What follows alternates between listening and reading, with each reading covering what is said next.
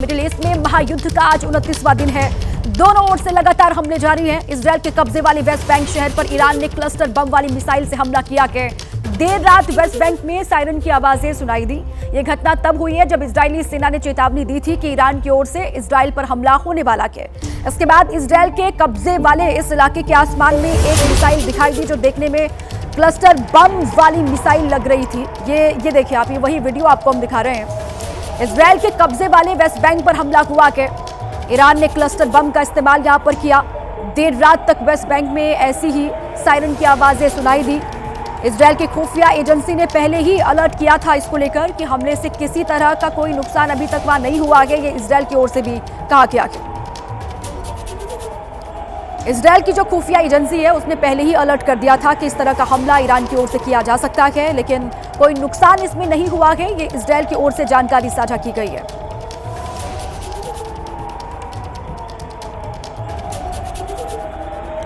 देर रात तक West Bank में ऐसी ही आवाजें सुनाई दी। इजरायल के कब्जे वाले इस इलाके में ये ईरान का हमला हुआ है।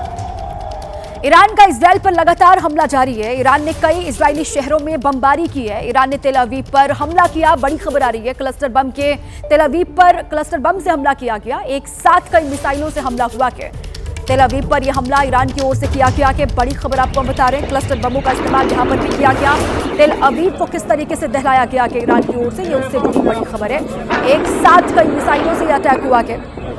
ईरान के हमले में एक शख्स की मौत हो गई है, कई घायल हुए हैं। हमले से तेल अवीव में भारी नुकसान की खबर सामने आ रही है।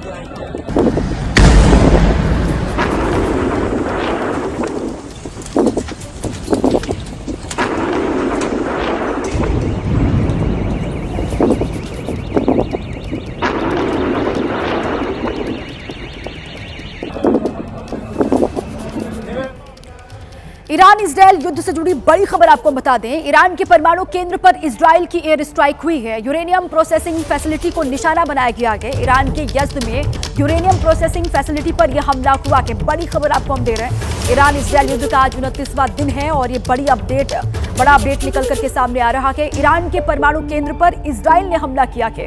इजरायल की ओर से एयर स्ट्राइक वहां पर की गई है जो परमाणु केंद्र ईरान का है। यूरेनियम प्रोसेसिंग फैसिलिटी को निशाना बनाकर यह हमला किया गया। ईरान के यज़्द में यूरेनियम प्रोसेसिंग जो फैसिलिटी, उसी पर यह हमला हुआ है। लगातार अब ये किस तरीके से परमाणु केंद्रों को निशाना बनाया जा रहा है दोनों की तरफ से, ये उससे जुड़ी बड़ी खबर है। ये ईरान के यज़्द में जो यूरेनियम प्रोसेसिंग फैसिलिटी, उसी को टारगेट करके ये हमला इजरायल की ओर से किया गया है।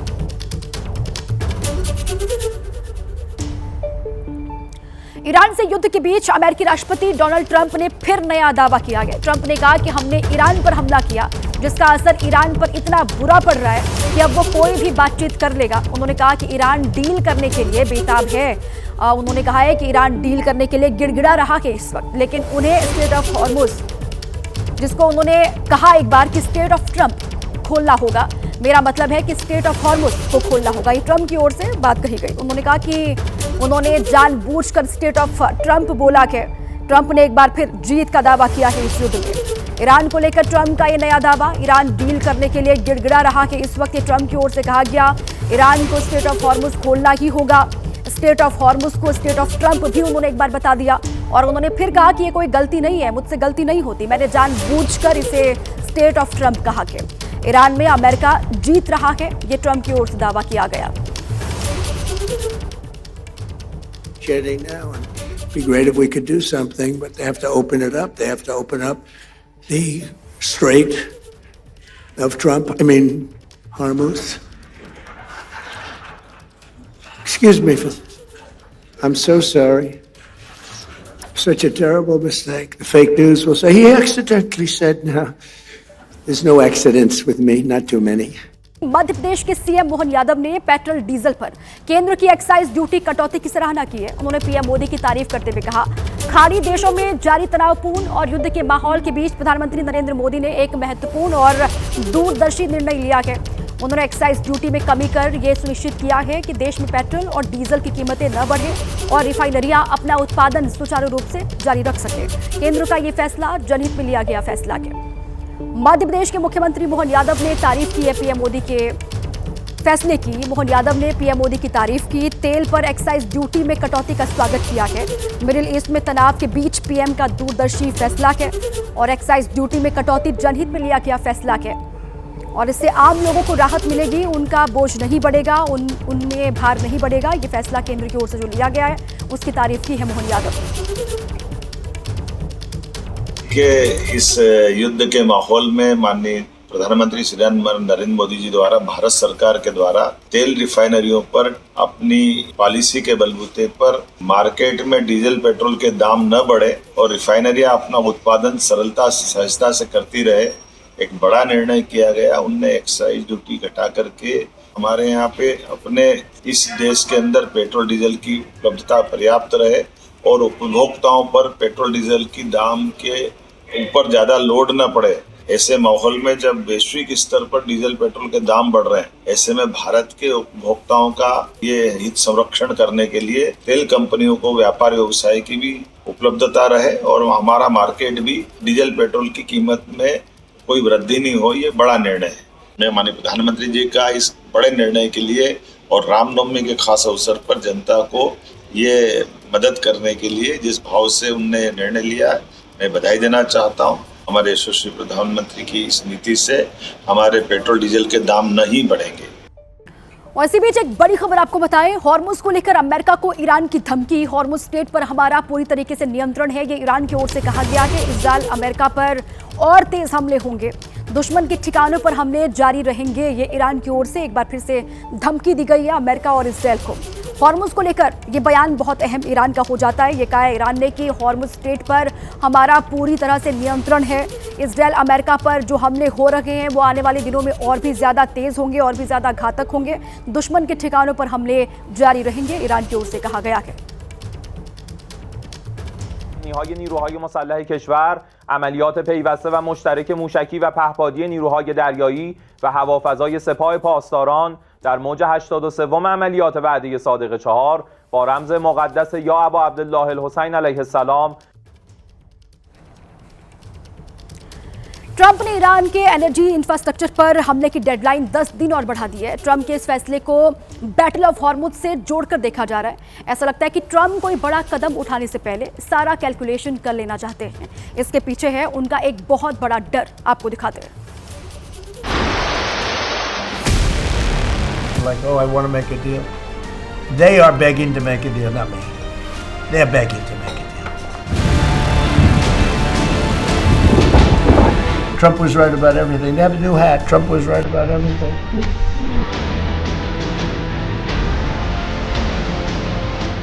ट्रंप के दिमाग में क्या प्लान चल रहा है? ट्रंप ने 10 दिन का वक्त क्यों लिया? क्या ट्रंप ईरान के हमलों से डरे हुए हैं?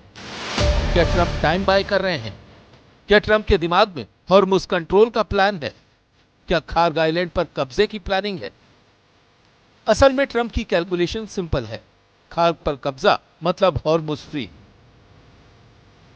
खार्ग ईरान की अर्थव्यवस्था की लाइफलाइन है। इस आइलैंड से ईरान का 95% ऑयल एक्सपोर्ट होता है। खार्ग पर कब्जा कर ट्रंप ईरान का ऑयल एक्सपोर्ट बंद कर सकते हैं। एक्सपोर्ट बंद तो पैसा बंद, और पैसा बंद तो ईरान पर दबाव बढ़ेगा। सवाल यह है कि दुनिया के सबसे ताकतवर शख्स को ऐसा करने में डर क्यों लग रहा है? I may have a plan or I may not, but how would I ever say that to a reporter? If I said it's certainly a place that people are talking about, but I can't say yeah. Trump अपने पत्ते नहीं खोल रहे हैं तो उसके पीछे है ईरान का होस्टेज प्लान। ईरानी सेना ने आदेश जारी किया है कि अगर अमेरिकी सैनिक जमीनी कार्रवाई की कोशिश करते हैं तो उन्हें बंधक बना लिया जाए। असल में ईरान होस्टेज डिप्लोमेसी में माहिर है और अमेरिका इसका भुक्तभोगी। 1979 में ईरान की इस्लामी सरकार के समर्थकों ने अमेरिकी दूतावास पर कब्जा कर लिया। 52 अमेरिकन नागरिकों को ईरान ने 444 दिन बंधक बनाकर रखा। ईरान की 8 अरब डॉलर की जब्त की गई संपत्ति जारी करने के बाद होस्टेज छोड़े गए और अब तो ईरान खुला युद्ध लड़ रहा है। ट्रंप के डर की दूसरी वजह ये तस्वीरें हैं। ईरान ने जमीनी लड़ाई के लिए अपने 10 लाख लड़ाके खार्ग आइलैंड में तैनात कर दिए हैं। ये लड़ाके बसीज फोर्स के हैं। ये फोर्स बेहद घातक है। इसके अलावा पर्शियन फैंटम फोर्स को भी तैनात किया गया है। ये स्पेशल कमांडो फोर्स है जो जमीन, आसमान और पानी में ऑपरेशन करने में महारत रखती है। ट्रंप जमीनी हमले के बारे में सोच रहे हैं। हम इसका कई सालों से इंतजार कर रहे हैं और हम इसके लिए पूरी तरह से तैयार हैं। ईरान को अमेरिकी सैनिकों के लिए कब्रगाह बना देंगे। अमेरिका के पूर्व नेशनल काउंटर टेररिज्म सेंटर के डायरेक्टर जो कैंट ने चेतावनी दी है कि खार्ग में अमेरिकी सैनिकों को भेजना डिजास्टर साबित हो सकता है। ट्रंप के पास अब बहुत कम ऑप्शन बचे हैं। अब या तो ईरान अमेरिका के साथ डील कर ले या फिर अमेरिका युद्ध को अंजाम तक पहुंचाए। ईरान के झुकने के आसार कम हैं, इसलिए ट्रंप दूसरे विकल्प पर ही विचार कर रहे हैं। ट्रंप जानते हैं कि युद्ध को जल्द खत्म करना है तो उन्हें ईरान की फाइनेंशियल लाइफलाइन को काटना होगा, लेकिन इसमें बड़ा रिस्क भी है।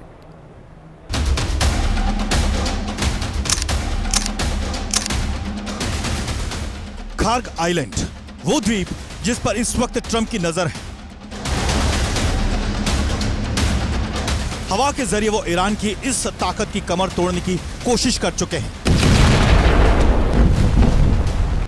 लेकिन एयर ऑपरेशन में खतरा पूरे ऑयल इंफ्रास्ट्रक्चर के खत्म होने का है। ऐसे में अब ट्रंप के पास सिर्फ ग्राउंड ऑपरेशन का विकल्प बचा है और ट्रंप जिस तरह डेडलाइन बढ़ा रहे हैं उससे ऐसा लगता है कि वो कुछ बड़ा प्लान कर रहे हैं और इसके संकेत भी मिल रहे हैं। यूएस ने 82वीं एयरबोर्न ब्रिगेड को मिडिल ईस्ट भेजा है। यह सबसे तेज और एलिट रैपिड रिस्पांस फोर्स है। 2000 पैराट्रूपर्स मिडिल ईस्ट पहुंच चुके हैं। 5000 मरीन्स को भी युद्ध में उतार दिया गया है। ट्रंप 10,000 और ग्राउंड ट्रूप्स भेजने पर भी विचार कर रहे हैं। ऐसा लग रहा है कि ट्रंप ग्राउंड ऑपरेशन का मन बना चुके हैं, लेकिन इसके लिए उनके पास दो विकल्प हैं। ट्रंप खार्ग में पैराट्रूपर्स के जरिए हमला करवा सकते हैं, लेकिन इसमें बड़ा रिस्क हो सकता है क्योंकि खार्ग को लेकर ईरान बेहद सतर्क है। उसने अपने शोल्डर फायर्ड और surface to air guided missile system को इस द्वीप में तैनात कर दिया है, जो हेलीकॉप्टर को निशाना बना सकते हैं। और अगर पैराट्रूपर्स वहां उतर भी गए तो ग्राउंड पर दुश्मन की ताकत का अंदाजा उन्हें नहीं होगा। खार्ग में ग्राउंड ऑपरेशन के लिए सैनिक पहुंचाने का दूसरा रास्ता समंदर के जरिए है। सैटेलाइट इमेजेस से पता चलता है कि अमेरिका ने नौसेना के हमले वाले छोटे जहाज को मिडिल ईस्ट भेजा है। इनमें छोटे तेल जहाज, माइंस को नष्ट करने वाला जहाज और स्पेशल ऑपरेशन सपोर्ट शिप शामिल है। लेकिन समंदर के रास्ते भी खार्ग तक पहुंचना आसान नहीं होगा। इसके लिए उसे हॉर्मुज पार करना होगा, जिस पर फिलहाल ईरान का कब्जा है। खार्ग में चारों तरफ ईरान ने माइंस बिछा दी हैं और इससे बच गया तो ईरान के सैनिक इंतजार में बैठे होंगे।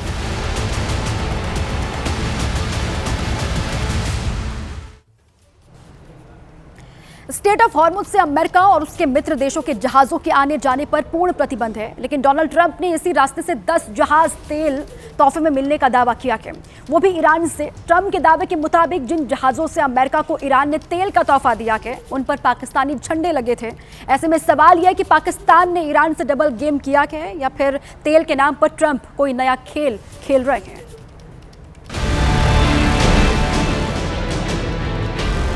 That are going right up the middle of the Hormuz Strait. 8 big tankers are going loaded up with oil right through. And I said, well, I guess they were right, and they were real. And I think they were Pakistani flagged, and it ended up being 10 boats. All right. I hope I haven't screwed up your negotiations, but I thought it was appropriate to say because I did taunt you the other day by saying they're going to give us a present. क्या वाकई Iran ने America को शांति वार्ता से पहले 10 नाव तेल तोहफे में दी है, या फिर बीच युद्ध में डोनाल्ड ट्रंप का यह दावा कोई नया खेल है? ट्रंप के दावे के मुताबिक ईरान ने जिन 10 नाव में तेल भरकर उन्हें बतौर नजराना पेश किया है, उन पर पाकिस्तानी झंडे लगे थे। हॉर्मुज स्ट्रेट से ईरान ने जिन 5 देशों के जहाजों को गुजरने की छूट दी है, उनमें भारत, रूस, चीन और इराक के अलावा पाकिस्तान भी शामिल है।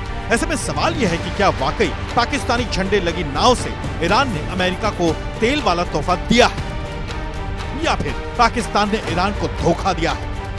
वैसे तो खुद अमेरिकी मीडिया के मुताबिक ट्रंप को झूठ बोलने की आदत है। पहली पारी में रोज 8 झूठ बोलने का रिकॉर्ड उनके नाम है। ऐसे में मुमकिन है कि आदतन उन्होंने ईरान से तेल वाले तोहफे का झूठा दावा किया। कहा तो ये भी जा रहा है कि पाकिस्तान ने अपने नाम पर तेल लेकर अमेरिका पहुंचा दिया, इस तरह से उसने बीच युद्ध में ट्रंप के प्रति वफादारी दिखाने की कोशिश की, जो ईरान के साथ विश्वासघात और दोहरी चाल है। एक तरफ पाकिस्तान खुद को अमेरिका और ईरान के बीच शांति वार्ता में मध्यस्थ के रूप में पेश कर रहा है, तो दूसरी तरफ हॉर्मुज स्ट्रेट में अमेरिका को तेल पहुंचाकर जालबाजी भी दिखा रहा है। ऐसे में सवाल यह है कि क्या ईरान युद्ध विराम में पाकिस्तान जैसे प्रपंची को पंच बनाने की गलती करेगा? महायुद्ध का आज 29वां दिन है। ऐसे में हमले लगातार जारी हैं। ईरान पर अमेरिका इजरायल का संयुक्त हमला जारी है। अमेरिका इजरायल ने जोरदार हमला किया है ईरान में। ईरान के कई बड़े शहरों पर बमबारी की है। तेहरान के कई इलाकों को निशाना बनाया गया है। इस्फहान शहर में भी कई जगहों पर हमला हुआ है। ईरानी सैन्य अड्डों को निशाना बनाया गया। तेहरान में एक शैक्षिक संस्थान तबाह हो गया कि पूरी तरीके से अमेरिका इजरायल के हमले में। ये तस्वीरें भी वहां से सामने आ रही हैं। जोरदार हमला ईरान के कई शहरों में जारी है अमेरिका इजरायल की तरफ से। तेहरान को निशाना बनाया गया है। तेहरान के कई इलाके हैं जो इस वक्त दहल उठे हैं। ये दो तस्वीरें आपको हम दिखा रहे हैं। जो तबाही ईरान में मची है अमेरिका इजरायल के हमले के बाद, ये वही तस्वीरें आप देख रहे हैं। इस्फहान शहर में भी कई जगहों पर हमले हुए हैं। ऐसी आवाजें लोगों ने सुनी हैं। ईरानी सैन्य अड्डों को निशाने पर लिया गया, उनको निशाने पर रखकर यह हमला किया गया है। तेहरान से खबर यह है कि एक शैक्षणिक संस्थान जिसको तबाह कर दिया गया है अमेरिका इजरायल के हमले में, जो तबाह हो गया है। ये दो तस्वीर इस्फहान शहर जहां सबसे ज्यादा नुकसान हुआ है इस हमले में, और वहीं तेहरान में भी लगातार हमले हो रहे हैं। अमेरिका ने ईरान की सैन्य कमर तोड़ने के लिए अपने सबसे शक्तिशाली बंकर बम को लॉन्च किया। अमेरिका के इस हमले में ईरान के कई अंडरग्राउंड सैन्य ठिकाने तबाह हो गए हैं। अमेरिका और इजराइल ने मिलकर ईरान में ऐसा प्रहार किया जिससे उसके कई इलाके थर्रा उठे। सेंट्रल ईरान में अमेरिका ने अपने सबसे शक्तिशाली GBU-57 बंकर बमों से जमीन की गहराई में बने अंडरग्राउंड सैन्य ठिकानों को निशाना बनाया। GBU-57 बम दुनिया के सबसे शक्तिशाली गैर परमाणु हथियारों में से एक है। इसे विशेष रूप से उन ठिकानों को नष्ट करने के लिए बनाया गया है जो जमीन के नीचे गहरे बंकरों में बने होते हैं। ये बम इतना शक्तिशाली है कि ये 200 फीट मिट्टी या 60 फीट कंक्रीट को भी भेद सकता है। इसका वजन करीब 13.5 टन है, जबकि लंबाई 20.5 फीट है। जानकारी के मुताबिक इसमें 2400 किलोग्राम विस्फोटक भरा होता है। GPS आधारित सटीक मार्गदर्शन जो इसे लक्ष्य पर बिल्कुल सटीक हमला करने में सक्षम बनाता है, और केवल B-2 स्पिरिट स्टील्थ बॉम्बर ही इस बम को ले जा सकता है। दावा है कि GBU-57 बंकर बमों ने ईरान के कई अंडरग्राउंड सैन्य ठिकानों को बर्बाद कर दिया। पर इस वक्त नेपाल से आ रही है। वहां कल नए PM बालेन शाह ने पद की शपथ ली। उसके तुरंत बाद वहां की एजेंसियां एक्शन में आ गई, और इस वक्त की बड़ी खबर यह है कि पूर्व गृह मंत्री रमेश लेखक को भी अरेस्ट कर लिया गया है। इसके साथ ही पूर्व PM KP शर्मा ओली गिरफ्त में लिए गए हैं। बड़ी खबर आपको बता रहे हैं, ओली के समर्थकों की पुलिस झड़प भी हुई। गिरफ्तार करने पहुंची पुलिस से झड़प हुई है ओली के समर्थकों की।